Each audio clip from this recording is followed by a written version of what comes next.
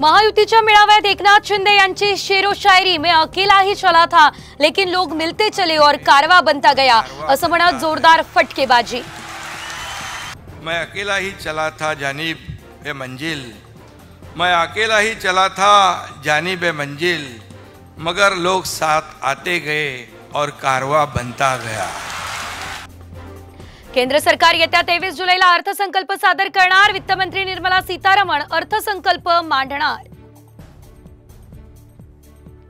Congress action मोडवर विधानसभेसाठी 288 मतदारसंघांमधल्या इच्छुकांचे 10 August पर्यंत अर्ज मागवले। बंडखोरी टाळण्यासाठी हमीपत्रही द्यावे लागणार।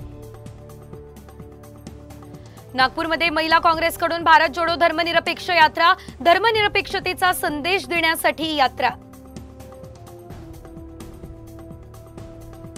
नगरमध्ये जनआक्रोश आंदोलनाचा दुसरा दिवस। जिल्हाधिकारी जोपर्यंत आंदोलनस्थळी येत नाही तोपर्यंत आंदोलन न थांबवण्याची खासदार लंकेंची भूमिका। कृषी मंत्री धनंजय मुंडेंचं महिलांकडून अनोखं स्वागत। लाडली बहीण योजनेसाठी मानले सरकारचे आभार।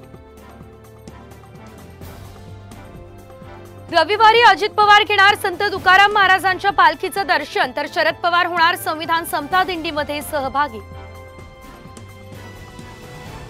पुणे शहर पोलीस भरतीवेळी एकाचा मृत्यू, धावताना चक्कर येऊन पडला आणि रुग्णालयात नेण्यापूर्वीच दगावला।